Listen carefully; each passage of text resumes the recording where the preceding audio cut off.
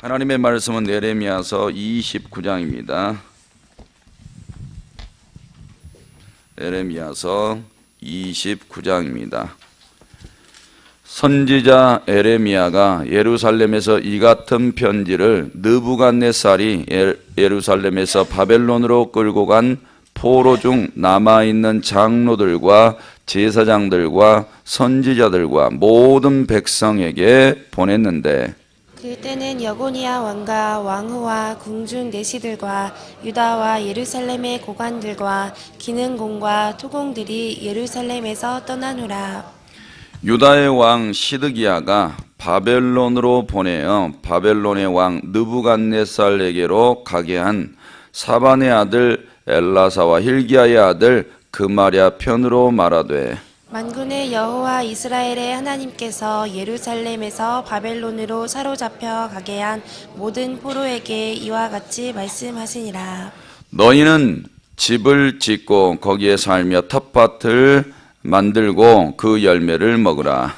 아내를 맞이하여 자녀를 낳으며 너희 아들이 아내를 맞이하며 너희 딸이 남편을 맞아 그들로 자녀를 낳게 하여 너희가 거기에서 번성하고 줄어들지 아니하게 하라.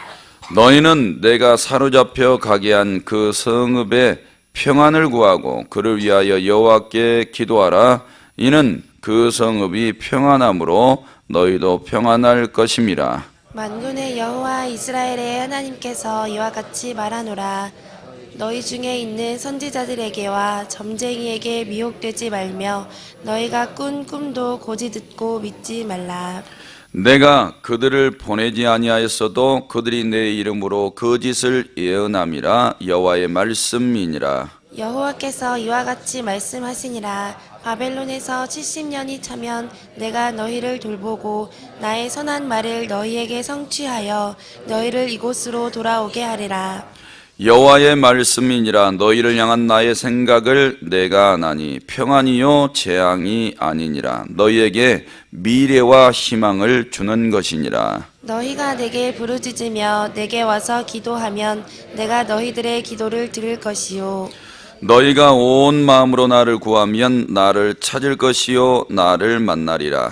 이것이 여호와의 말씀이니라. 나는 너희들을 만날 것이며 너희를 포로된 중에서 다시 돌아오게 하되 내가 쫓아 보내었던 나라들과 모든 곳에서 모아 사로잡혀 떠났던 그곳으로 돌아오게 하리라. 이것은 여호와의 말씀이니라. 너희가 말하기를 여호와께서 우리를 위하여 바벨론에서 선지자를 일으키셨느니라. 다윗의 왕자에 앉은 왕과 이 성에 사는 모든 백성 곧 너희와 함께 포로되어 가지 아니한 너희 형제에게 여호와께서 이와 같이 말씀하셨느니라.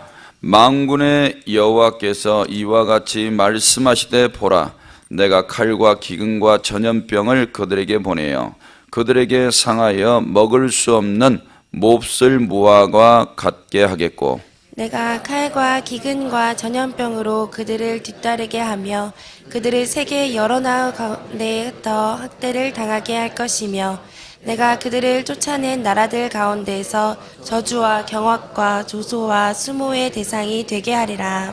여호와의 말씀이니라. 너희들이 내 말을 듣지 않았기 때문이니라. 내가 내 종 선지자들을 너희들에게 꾸준히 보냈으나 너희는 그들의 말을 듣지 않았느니라. 여호와의 말씀이니라. 그런즉 내가 예루살렘에서 바벨론으로 보낸 너희 모든 포로여 여호와의 말씀을 들을지니라.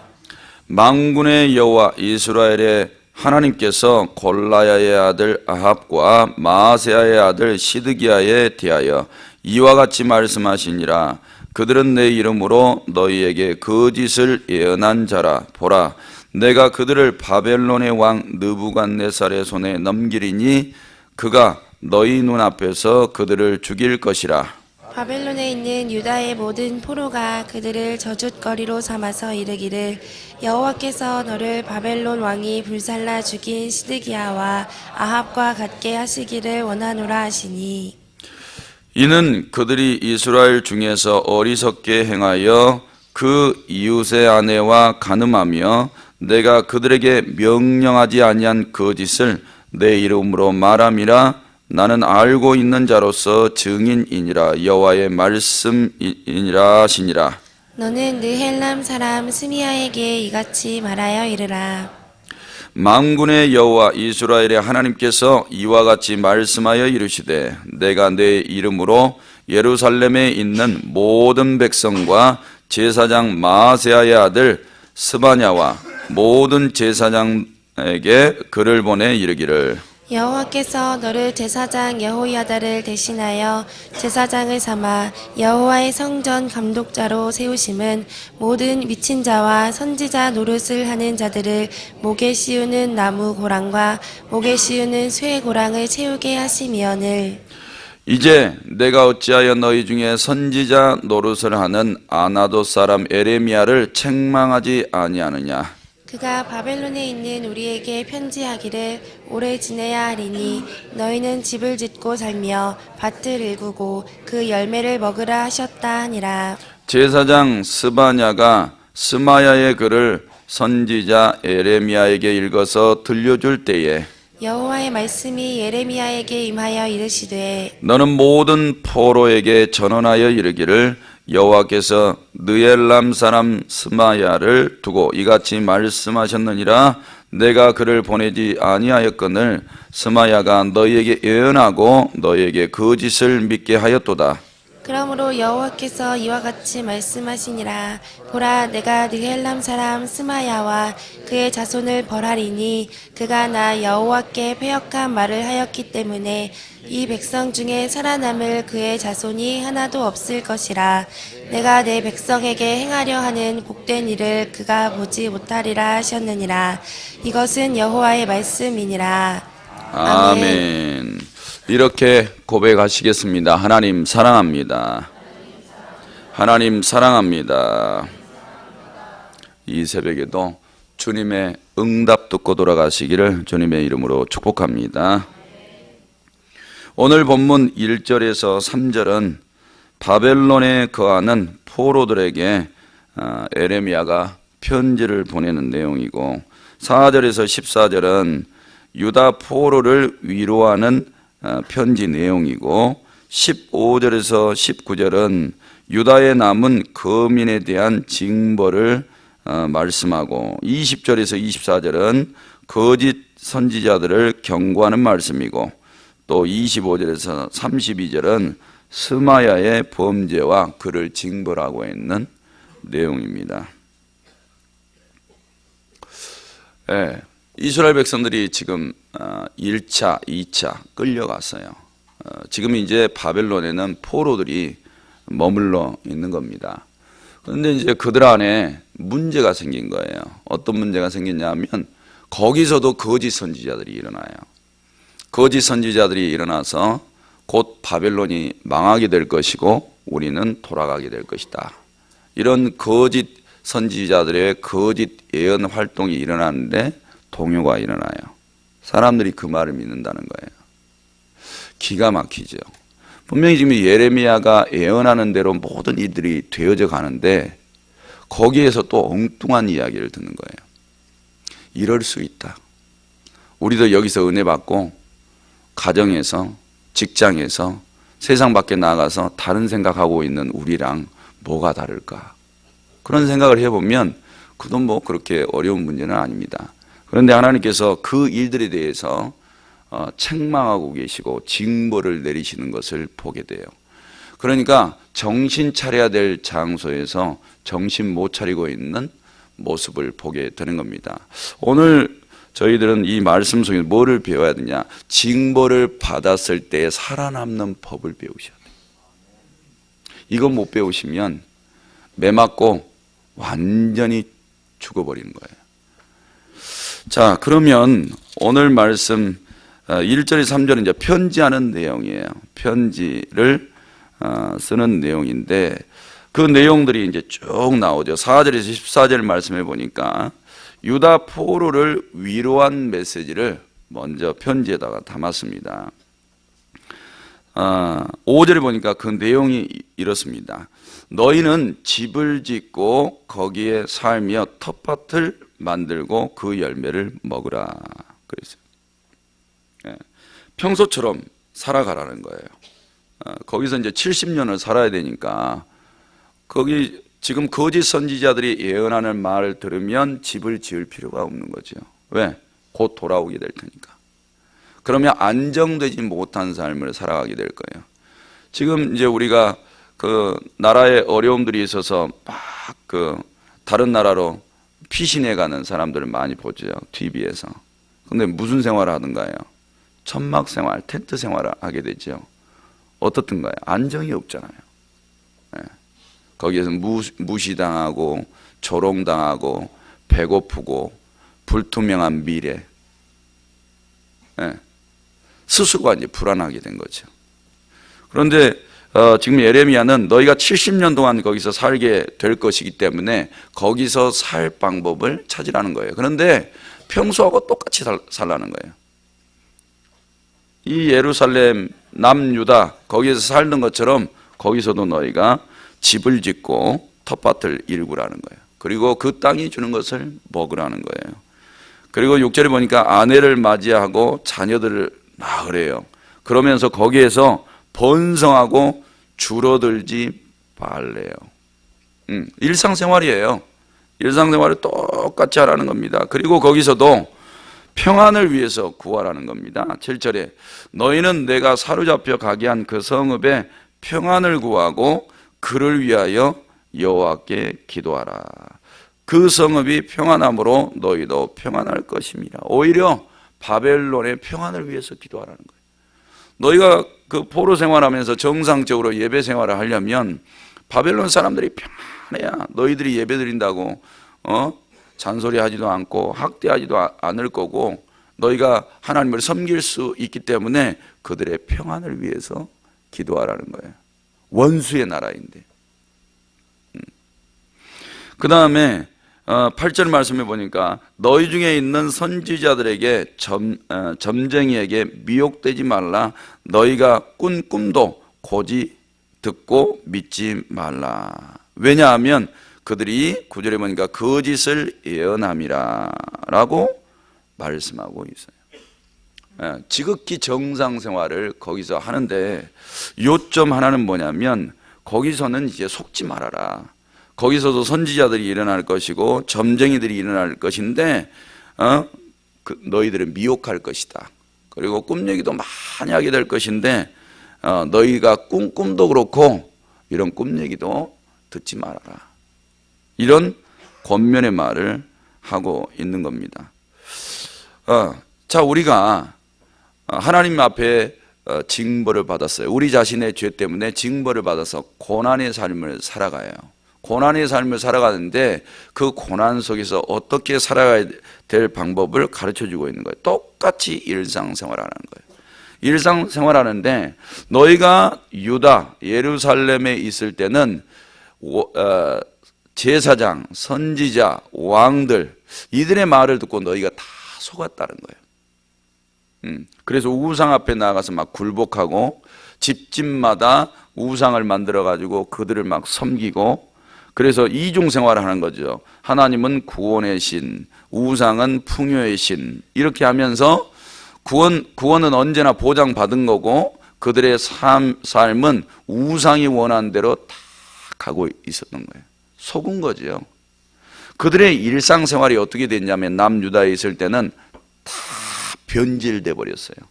그러니까 겉은 종교 생활을 하는데 속은 다 썩어 있는 거죠. 이미 우상이 들어와서 우상이 그들을 지배하고 그 다음에 사탄의 영이 이끄는 대로 가고 있는 생활, 이런 생활에서는 구원함이 없는 겁니다. 그런데 이들을 이제 그대로 바벨론 포로에다가 옮겨놨어요. 너희가 이곳에서도 거짓 선지자들의 예언의 말을 따른다면 여기서 완전히 인생이 끝난다는 거예요. 그러니까 우리 성도들이 고난의 자리에서 정상적인 생활을 하되 이제는 속지 않는 생활을 하라는 거예요. 그리고 하나님이 말씀하시는 삶으로 다시 돌아가서 거기에 순종하라는 겁니다. 사랑하는 성도들이 고난 속에 들어갔을 때 하나님이 기대하신 것은 평생 울라는 게 아니에요. 하나님이 다시 주신 이 말씀대로 돌아가는 생활을 하라는 거죠. 그래서 복잡하지가 않아요. 어떻게 해야 이 고난이 풀려질까, 회복되어져서 다시 복된 삶을 살아갈까 고민하라는 게 아니라 차라리 빨리 말씀 붙잡고 순종하기를 힘쓰고 거기에다 온 마음을 쏟아 넣으라는 거죠. 그러면 회복이 일어나겠다는 거예요. 그러니까 성도 여러분, 인간적인 방법을 찾는 것보다는 하나님의 의도를 정확하게 이해하고 하나님이 원하신 쪽으로 가는 것이 합당한 복된 생활인 줄로 믿습니다. 10절에 보니까 바벨론에서 70년이 차면 내가 너희를 돌보고 나의 선한 말을 너희에게 성취하여 너희를 이곳으로 돌아오게 하리라. 그래서 11절에 내가 너희를 향한 나의 생각을 내가 아는데 평안이요 재앙이 아니니라. 너희에게 미래와 희망을 주는 것이니라. 이렇게 말씀했어요. 그러니까 포로 생활 속에서도 하나님이 주신 것은 평안이에요. 평안.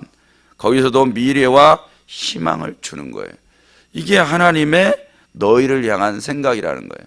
그러니까 성도 여러분, 우리가 채찍에 맞아서 고난받는 자의 삶을 살아간다고 할지라도 정작 하나님이 주신 것은 하나님과 그분의 말씀이 우리 속에 들어오셔서 행하는 일이 평안이라는 거예요. 말씀 붙잡는 사람, 그 말씀에 순종하는 사람들에게는 미래가 있고 희망이 있는 거예요. 그러니까 에레미야가 예언하고 있는 말을 붙잡는 사람은 그게 평안인 거예요. 그것이 미래이고 소망이고 희망인 거죠. 그래서 우리는 고난 속에서 말씀을 붙잡는 자의 미래와 고난 속에서 늘 막 불만 불평하고 원망하고 그 다음에 싸우고 다투고 낙심하고 이런 삶을 살아가는 사람은 이미 평안도 없고 희망도 없다는 거예요. 선택을 우리 스스로가 해야 되는 거죠. 사랑하는 성도 여러분, 그래서 인생이 어려울 때마다 고민할 필요 없어요. 우리가 인생에 고민이 왔을 때는 언제나 답을 줬어요. 답. 하나님의 말씀을 붙잡고 순종하라는 거죠. 복잡하지 않아요. 근데 이게 어려운 거예요. 성도님들이 가장 안 되는 것은 단순한 데서부터 시작되고 있다는 거예요. 우리는 하나님에 의해서 지음받은 피조물이에요. 그래서 일본어로 하나님을 경외하는 게 가장 중요한데 이런 단순한 것을 사단이가 끊어버린다고요. 그리고 하나님을 경외하는 모든 방법들을 말씀에 다 기록해 놨어요. 그런데 사단이가 이걸 차단하니까 그것이 다 끊어져 버린 거죠. 그리고 영적으로 사망, 고난의 삶을 살아가게 되는 거예요. 그래서 하나님 중심으로 사는 거, 성경대로 살아가는 것이 어렵다고 여겨지는 사람들, 그런 사람들에게는 여전히 남아있는 게 고난 그거 자체밖에 없다는 겁니다. 우리 사랑하는 성도들은 오늘도 우리가 하나님을 찬양하고 경배하고 예배하고 그분의 주신 말씀을 상고하고 순종하기를 힘쓰는 게 기뻐지시기를 바랍니다.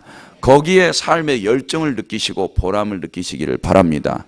그리고 하나님의 말씀 안에 있는 소망을 들여다보시고 그 말씀이 우리 속에 임하실 때 그 말씀이신 하나님이 평안 주심을 믿으시기를 바랍니다. 그리고 한 가지 하나님께서 우리에게 주신 은혜는 뭐냐면 12절에 내게 부르짖으며 내게 와서 기도하면 내가 너희 기도를 들을 것이요 너희가 온 마음으로 나를 구하면 나를 찾을 것이요 만나리라 라고 말씀하고 있어요. 그러니까 하나님은 채찍질 받은 자녀들에게도 그들이 온 마음으로 기도하고 나오면 다 만나 주시겠다는 거예요.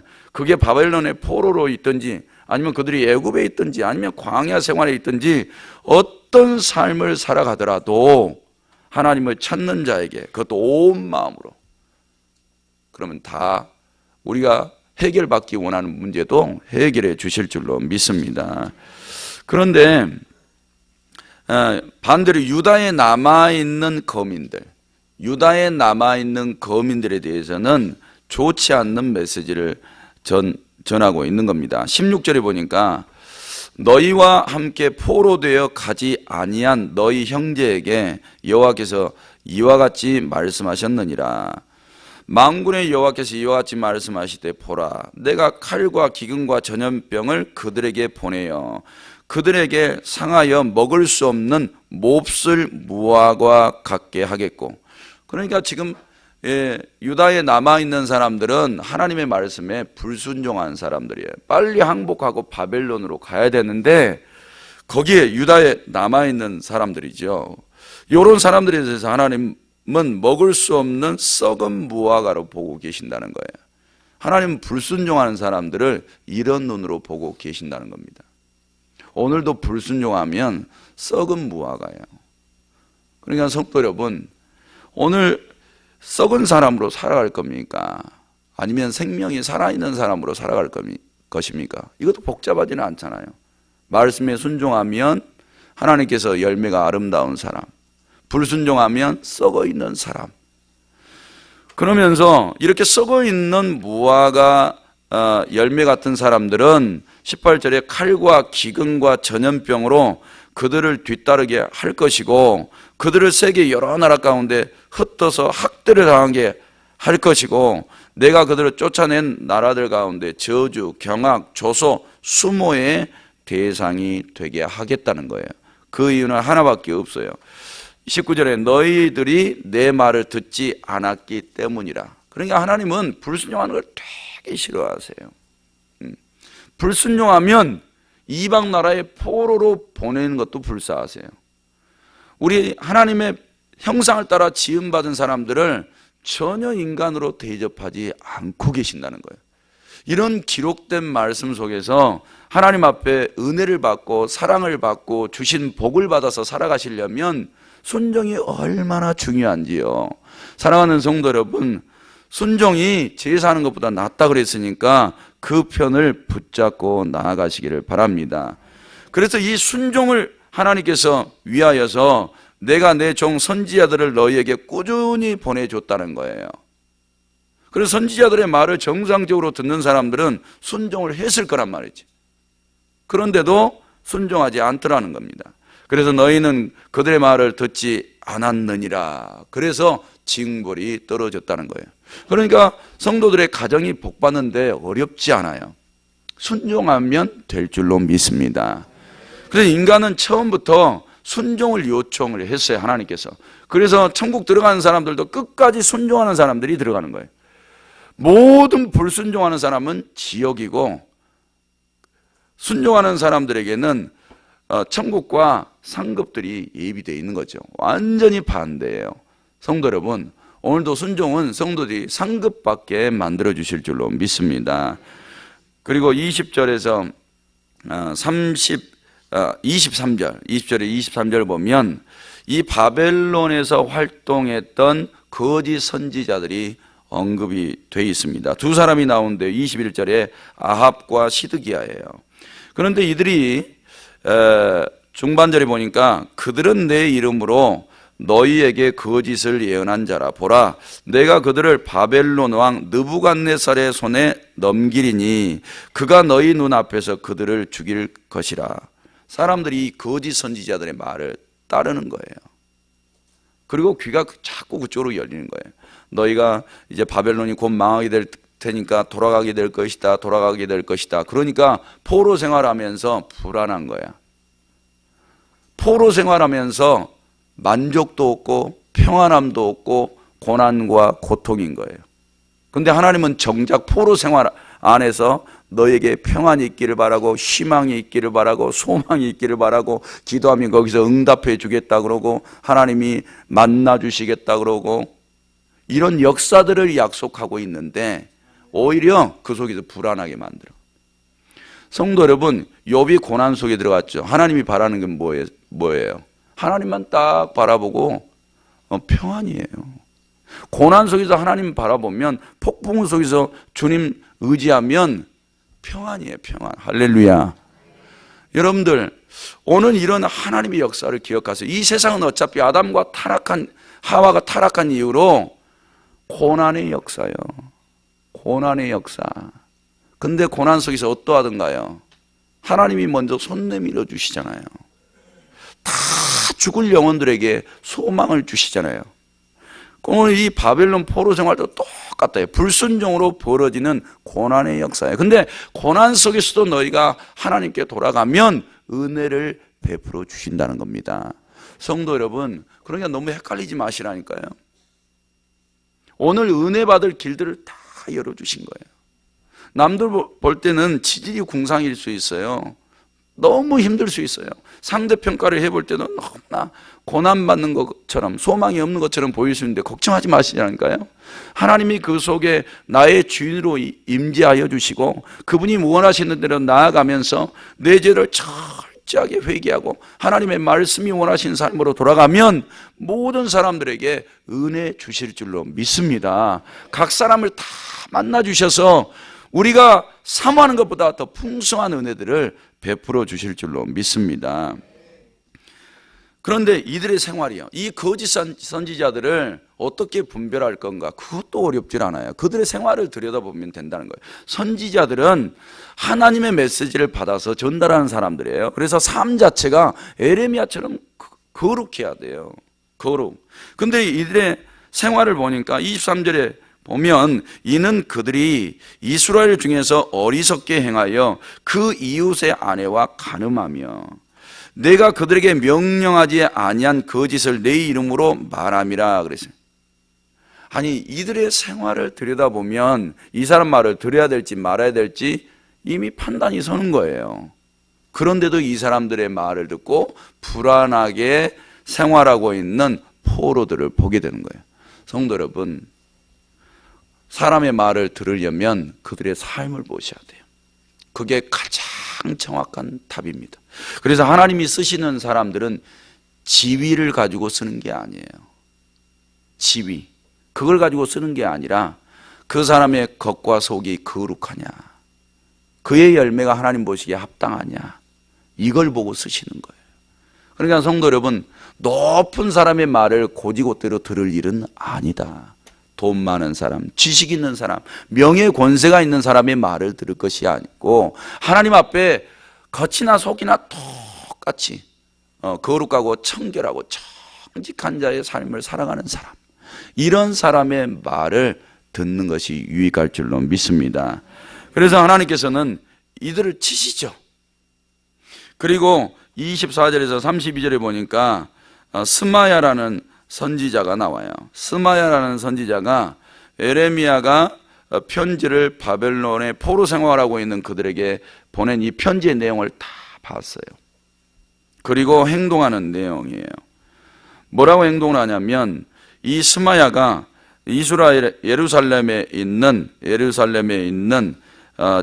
제사장 스바냐에게 편지를 써요. 어떤 편지를 쓰냐면 에레미야에 대해서 이렇게 말합니다. 26절 중반절에 모든 미친 자, 에레미야를 미친 사람으로 보고 있는 거예요. 미친 자와 선지자 노릇을 하는 자들을 목에 씌우는 나무고랑과 목에 씌우는 쇠고랑을 채우게 하시면을. 스바냐에게 이 에레미야 목에다가 쇠고랑을 채우라는 거예요. 이유는 뭐냐? 이제 내가 어찌하여 너희 중 선지자 노릇을 하는 아나도 사람 에레미야를 책망하지 아니하느냐? 그가 바벨론에 있는 우리에게 편지하기를 오래 지내야 하리니 너희는 집을 짓고 살며 밭을 일구고 그 열매를 먹으라 했다는 거예요. 그래서 제사장 스바냐가 스마야의 글을 선지자 에레미야에게 다 읽어줘요. 성도 여러분, 왜 이럴까요? 스마야는 지금 에레미야가 예언한 대로 다 이루어졌잖아요. 그러면 그도 정신을 차리고 선지자 딱지 떼고 하나님의 말씀이 그대로 이루어졌으니 에레미야의 말대로 하나님을 따라가야 돼요. 근데 이 포로로 끌려가서 이 스마야는 시기하고 있는 거예요, 에레미야를. 그래서 에레미야가 지금 예루살렘에서 자꾸 지위가 올라갈 거 아니에요. 그가 말하는 대로 되어졌으니까. 그래서 시기하고 있는 그를 보게 돼요. 그래서 하나님이 그를 어떻게 대하시는가 보세요. 31절에 내가 그를 보내지 아니하였거늘 스마야가 너희에게 예언하고 너희에게 거짓을 믿게 하였도다. 에레미야가 예언을 하고 있는 내용이에요.